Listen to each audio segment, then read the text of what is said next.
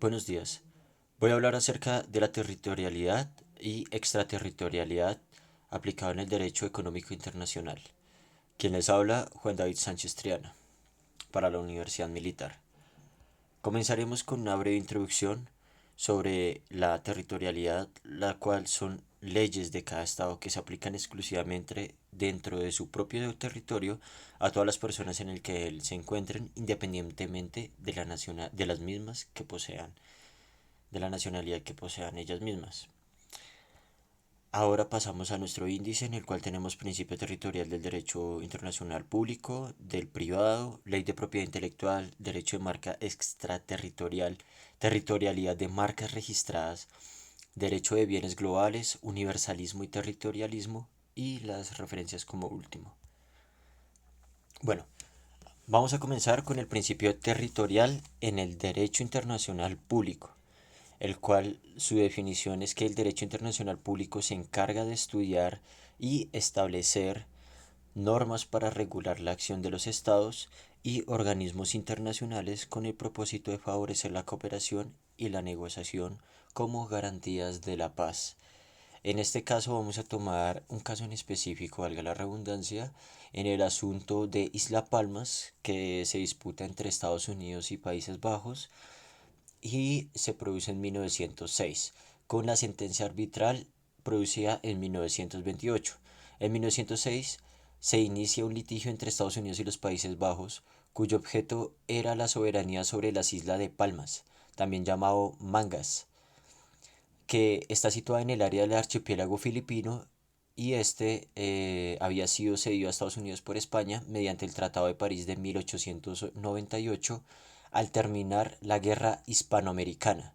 Estados Unidos reclamaba la soberanía de la isla de Palmas por considerar que estaba incluida en los territorios que les habían cedido el Estado de España. Los Países Bajos reivindicaron, pues por el contrario, su soberanía sobre la isla basándose en que venían ejerciendo desde hace mucho tiempo atrás su autoridad sobre la isla.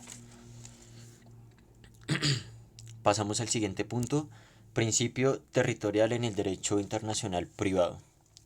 Bueno, el derecho internacional privado siempre ha pertenecido naturalmente al principio de territorialidad y es el conjunto de principios que determinan la ley aplicable a las relaciones jurídicas entre las legislaciones de las partes. Regula sobre cuestiones como extranjería, delitos internacionales, jurisdicciones de los diferentes sistemas y sistemas judiciales y de seguridad. Tiene como fines determinar la ley aplicable a la relación jurídica con el elemento extranjero y la codificación pues constituye la vía fundamental como para eliminar o disminuir el conflicto de leyes o al menos provocar su solución armónica. Como diferentes fuentes tiene la ley, los tratados y la costumbre. Y muchas formas se adoptan a la costumbre como fuente en el caso de los usos comerciales, contratos tipos, condiciones generales de contratación. Y en el caso de esta representación, de esta teoría, manejamos a la jurisprudencia española y comunitaria, el cual es parte del derecho internacional privado basándose en la competencia judicial internacional, basado en el convenio de Bruselas de 1968, con las competencias exclusivas en materia de litigios sobre los derechos reales inmobiliarios, que se encuentran estipulados en el artículo 16.1a. La acción cuyo objetivo es hacer que cesen las perturbaciones o el riesgo de perturbación sobre bienes inmuebles por actividad de alguna central nuclear citada en el territorio de un país vecino o donde se encuentren tales inmuebles. Y la sentencia es promulgada por el Tribunal de Justicia de las Comunidades Europeas el 18 de mayo del 2005. Pasamos a la siguiente parte de nuestro principio territorial y la ley de propiedad intelectual. El principio territorial tiene un lugar especial en la propiedad intelectual de derechos, particularmente en patentes, derechos de autor y marcas registradas. Plantean el problema de territorialidad y cómo deben abordarse. Entonces, la propiedad intelectual territorial se limita a la ley que rige los derechos privados en la nación o territorio en cuestión. El principio territorial, como se ve en el artículo 4 bis del Convenio de París. En este caso que enfrentamos nosotros, se presentan dos empresas líderes de calzado deportivo que se encuentran en conflicto por infracciones a los derechos de propiedad intelectual. En este caso, Nike, titular de numerosas patentes de diseño, presentó una demanda por infracción de derechos contra Skechers. La demanda se interpuso ante la Corte del Distrito de Oregon, en la cual eh, actuará de manifiesto que Skechers desconoció las patentes de diseño de la titularidad de Nike. O sea, en ese caso copió sus modelos. Nike acusa de que copió sus modelos de originalidad en parte de los zapatos deportivos y pues Skechers no asumió los cargos y pues esto terminó en un litigio. En la siguiente parte encontraremos los derechos de marcas extraterritoriales. Bueno, un principio universal de derecho marcario exige la distintividad como condición sine qua non, en latín, para que un signo pueda acceder a la protección que los postulados confieren a las marcas como signos distintivos. El objetivo de protección que podrá constituir una marca de fábrica o de comercio de cualquier signo o combinación de signos que sea capaces de distinguir los bienes o servicios de una empresa entre otras empresas. Por eso es muy importante este tipo de protecciones de marcas. En este caso tenemos el pleito entre PepsiCo Inc. y Coca-Cola Company. Se encuentra ante el Consejo de Estado debido a que la Superintendencia de Industria y Comercio le otorgó a la primera y el registro figurativo de un signo ondeante para distinguir productos de la clase 30 que corresponden a la confitería. Coca-Cola desde la fecha de la solicitud se ha opuesto, perdón, argumentando que esta forma reproduce la figura utilizando para sus productos contenidos en la clase 32, no en la clase 30. La clase 32 corresponde a gaseosas y otras bebidas. Para Coca-Cola, el signo mixto solicitado por PepsiCo Inc.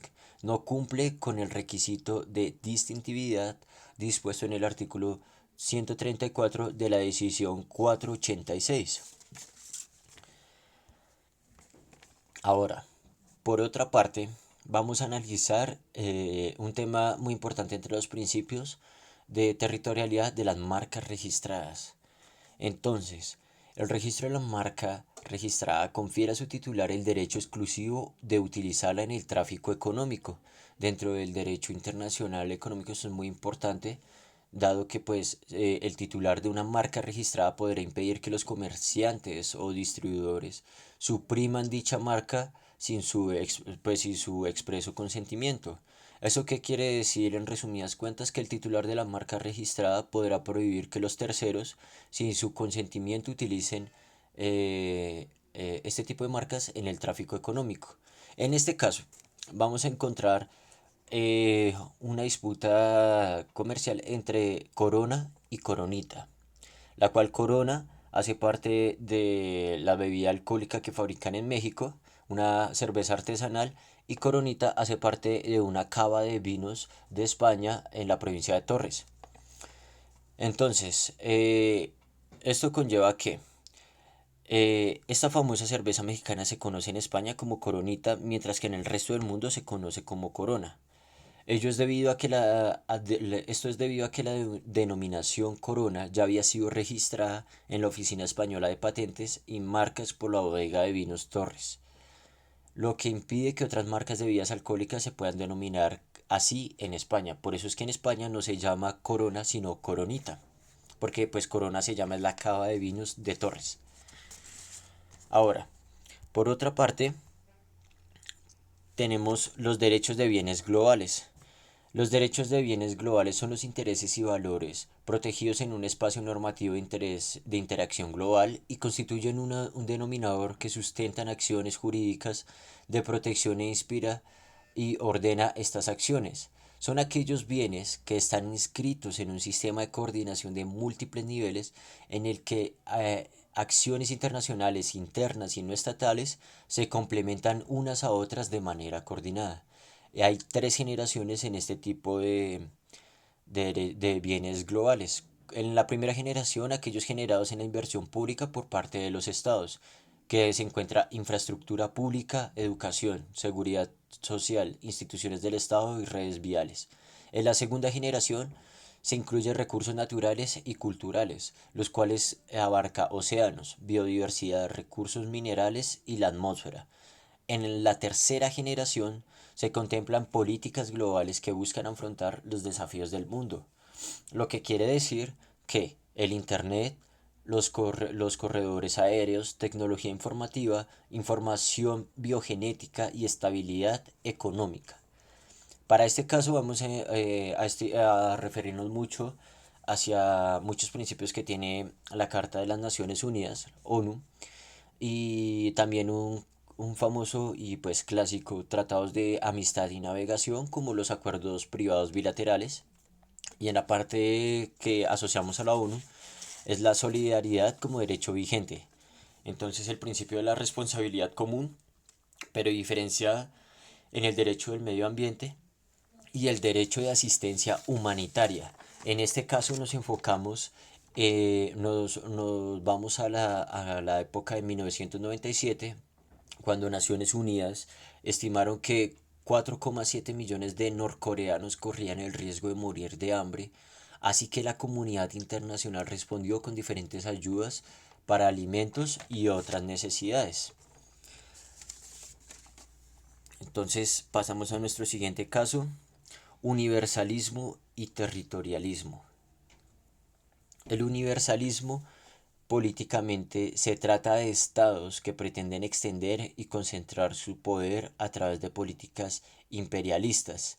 Aunque el universalismo es un concepto muy amplio y se utiliza también mucho para las religiones y culturas, dentro de la política se puede utilizar como una manera o como un medio para que las políticas traspasen fronteras y puedan llegar a tomarse como en otros estados políticas imperialistas. En este caso podemos referir las políticas de Estados Unidos con su destino manifiesto o su doctrina Monroe. En el territorialismo tenemos como definición que tiene la relación directa con el área de derecho, ya que tiene que ver con el área jurídica que se estipula en cada estado a fin de establecer justicia e igualdad. En el caso nuestro, el caso tomado, vamos a tomar que la combinación de universalismo y territorialismo produce un agotamiento universal. ¿Esto qué quiere decir? Que en el caso que nos vamos a referir es un agotamiento universal no codificado en acuerdos internacionales que es aceptado como un problema territorial, o sea, un problema entre Estado y nación. En este caso, Estados Unidos, por ejemplo, con su doctrina de agotamiento, que a su vez enfrasca la doctrina de primera venta sobre las obras protegidas por el derecho de autor. Y con esto concluimos nuestras teorías con referencias a la territorialidad y extraterritorialidad aplicadas dentro del derecho económico internacional. Muchísimas gracias.